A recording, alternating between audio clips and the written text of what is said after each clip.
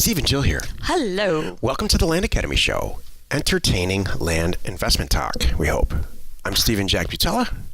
I love that. We hope it's entertaining. And I'm Jill DeWitt, broadcasting from sunny Southern California. Today, Jill and I talk about planning for the inevitable real estate recessions, plural. Like, how many are we planning for? All of them. Oh. This is some good stuff.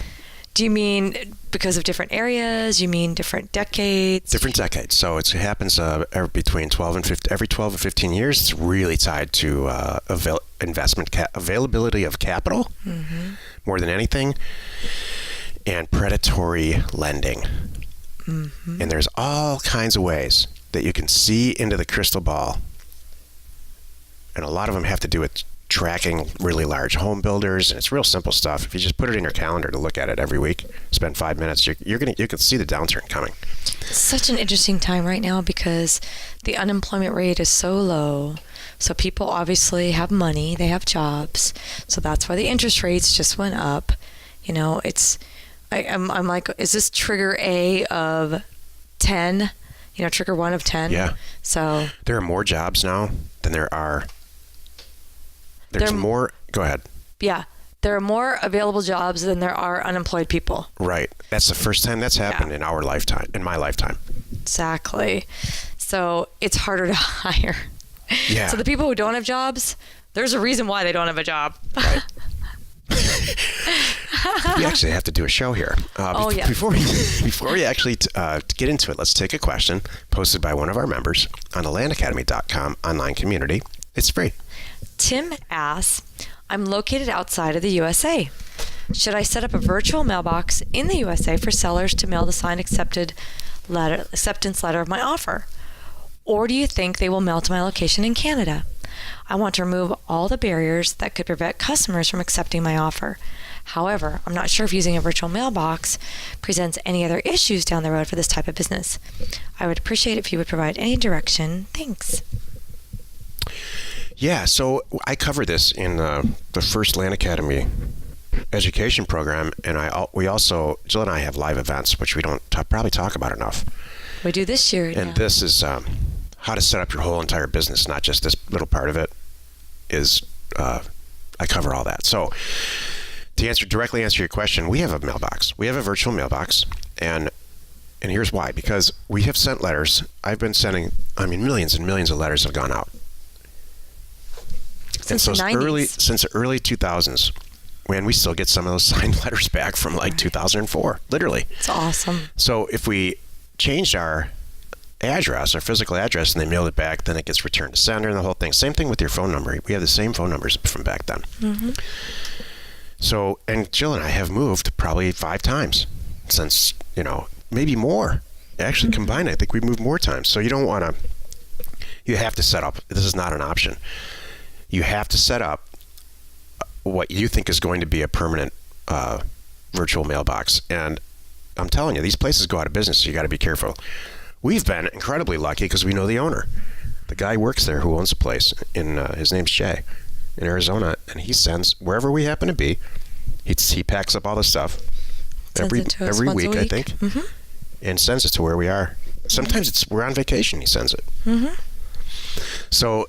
Yeah, you have to do this, and you have to have. It really helps to have the same email address, and it's the same. Do you think it makes a difference if he picks a virtual place in Canada versus the United States?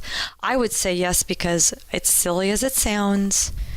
People are going to get a little tripped up by putting a stamp on it going to Canada. So I kind of would recommend way more than a little. Even if you're driving, I'm not sure where in Canada you are, but if say you're in Vancouver, so go ahead and get a Seattle one or just something just over the border in Washington, or something. Don't go there. You'll never go there physically, but they all have services where they just mail all the stuff to you every week. Exactly. But I would definitely get, There's no option here. A U.S. one, because it will make a difference. It's going to dramatically affect your response rate. Mm-hmm. Because it's the same thing, like some people, comparing the U.S. versus Canada to mail them back. It's the same thing as some people are afraid of voicemail. They'll call you and want to talk about your offer, but when they get your voicemail, they don't want to do that. They're a little tripped up by it, kind of thing. Hey, since you brought that up, tell them how you handle that. Tell the listeners how you handle a hang-up on a mailer. Call them back. So you got their number, right? Oh, yeah. You got to call them back. I do. I know you do. Yeah. I used to not do that. Yeah, but we do. You're missing I do. My team does. Great acquisition. Sure, and it's easy to see. You know why they're calling. We all know that. Because if you have set up a dedicated number, and it's preferably not your personal cell number, you can make it a business number that you'll have forever. So when you have their number, you call them back, and it's easy. They don't even know why you're calling. They forgot because it was yesterday. So why are you calling me? It's so funny, and I will call them and say, hey, I try to make them think that they're one of 10 people that I sent offers to. So I sent out a few offers to buy property in your area. So is that why you're calling me? Did you get a letter? Oh, yeah. And then you start the conversation. It's imperative that the mailer that you send out, they believe that they're the only ones. They want to be special. They do. Yeah. Not that I just sound, you're one of 4,000. They don't want to hear that. No. And the way we do it with the mail merge and the way we teach it is that it looks like you want to buy their house because you chose them out of everyone. Right. Because their house is awesome. It's so specific. Or land too. Right. With the specific offer, it sings to them. Right. I can't tell you how many times now people still, I'm sure, Tim, if you haven't got it, you will, how people go, wow, I hadn't got an offer before. This is awesome. With a real number. Right. Today's topic, planning for the inevitable real estate recessions. This is the meat of the show. Steve, could you pick any more depressing topic for a Friday? Maybe not. I personally don't think it's depressing. I think the more control you have over your life, the better. So what do you mean? Can you really look into the future and see what's going to happen and make decisions? Yeah. We're in the real estate business. We're not in the stock market. And in the stock market, if you have inside information about what's going to happen in the future, you go to prison. In real estate, you high-five yourself. Mm-hmm. So the first people that are affected by a real estate recession are new home builders. And new home builders have to file for entitlements to develop new subdivisions. And so what I do every week is I look at this. A lot of places it's public information. I look at new home entitlement filings with the county where they are. It's public information. And once you see that start to dip, you've got about 6 months before some serious stuff hits the market. Mm-hmm. By the way, this last downturn we had, called the Great Recession, which was 2007 to 12-ish, mm-hmm. maybe more like 6 to 11, but it doesn't matter. Mm-hmm. That won't happen again in our lifetime. That was tied into a lot of different stuff that had to do with a lot of huge, high level, like Wall Street banks failing and stuff. It was all tied in. There's regulations and things like that in place. Remember this? Well, not remember, but the stock market crashed in 1929 because there were no stop gaps, and a lot of regulations happened since then, and it has not really crashed like that since then. Correct. So now there were shut it down. Yeah. Limit up, limit down. Right. So fortunately, in our lifetime, we won't see that again. Mm-hmm. We will see some pretty heavy recessions, and one of them is going to happen here in 24 months, I'm telling you. Mm-hmm. So what you don't want to be in a position where you got a ton of real estate. I know this because it's happened to me. Tons and tons of real estate and very little cash. Right. You want to keep a very healthy balance. Even if you have to sell, if you're into the larger properties, sell them for a loss. You don't want to be sitting there in the middle of a recession and you can't sell anything. Right. Here's the good news. Plan for it.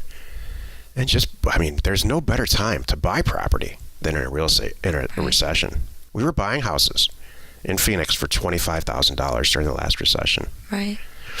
I have a buddy who bought 150 houses during that time, all rentals. They're all rented, and he's done. Exactly. He doesn't even have an office. Mm-hmm. And he just makes sure they're rented. Yep. So plan for that. Land is, you can buy land for $100 when this happens. We were doing that back then too. Exactly. So watch entitlements and watch lending. This is all, in my opinion, last time it was all because the access to capital dried up. Right now, they're throwing money at you. You probably get 500 emails a day for mortgages and, no money down and the whole thing. Right. A lot of that stopped, fortunately. That was the problem last time. Right. So just drop it on your calendar. That's what I do. Look at the entitlements for last month. Hopefully, like 2 or 3 parts of the country. It's just as easy as looking it up on a county website, and you'll be fine. Exactly. Is there any other triggers for people that aren't that? I mean, isn't it? We talked about this first about how it trickles down from where land will come after houses.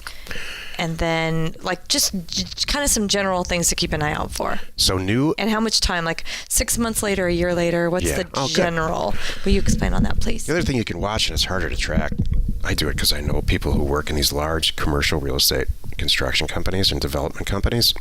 They get hit first. So if they're complaining and saying, oh my gosh, it's really slowing down, and the houses are still booming, you know it's coming. Right. So... It's true, because usually you build the Intel whatever, and then you need the houses for the workers there. So if Intel's not building, I'm just using Intel. Maybe it's Amazon in Seattle. That's going on right now. Maybe that's making a mess, but maybe it's Amazon, right? Putting a new thing, and then next come all the housing. They need the housing to beef it up. So if there's not going to be a new Amazon there, we're not going to need all those houses. Yeah, and that's what we're saying. Commercial real estate's a real good indicator. You have about 12 months after commercial starts to slow down. Commercial construction, right, starts to slow down. In that 12-month period, house entitlements, primary residence entitlements, development entitlements you'll start to see that go down, and then it'll stop, because those guys are not people that are in commercial development and new home builders. Those guys are not stupid.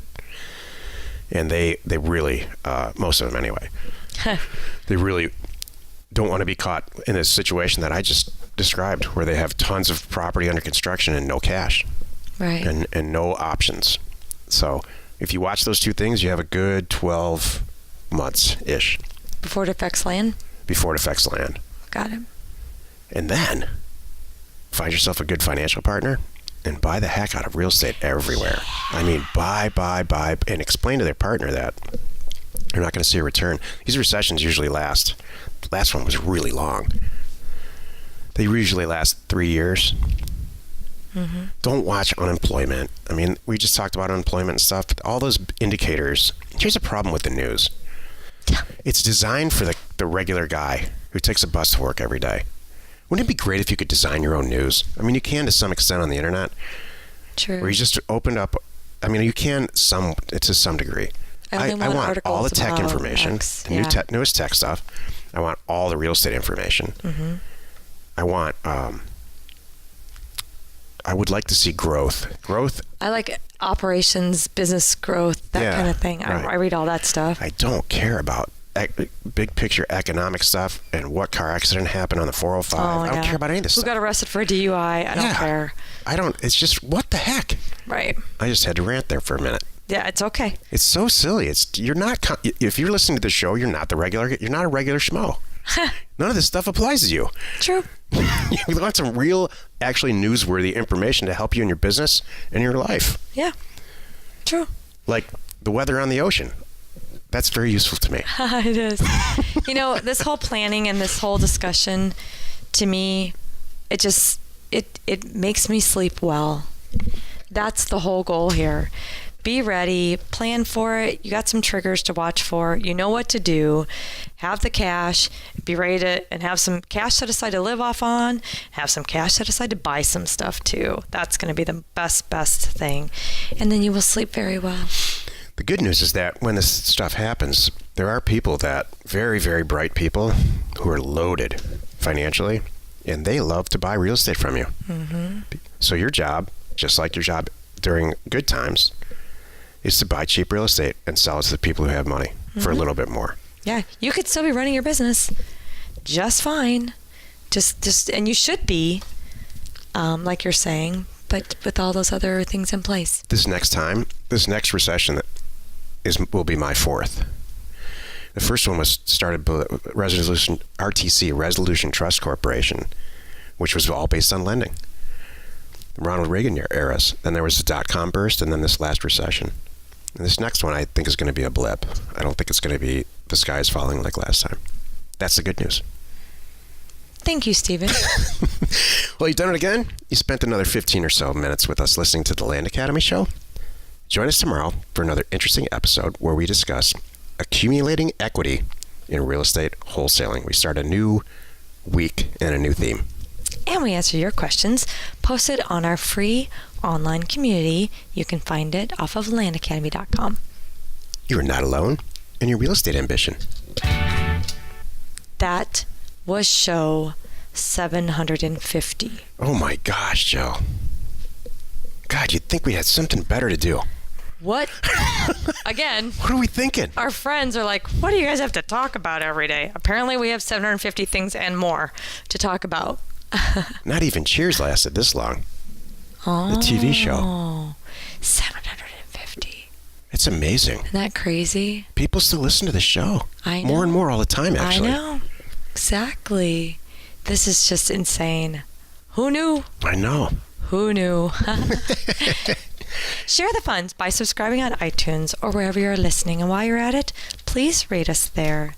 We are Steve and Jill. Information An inspiration to buy undervalued property.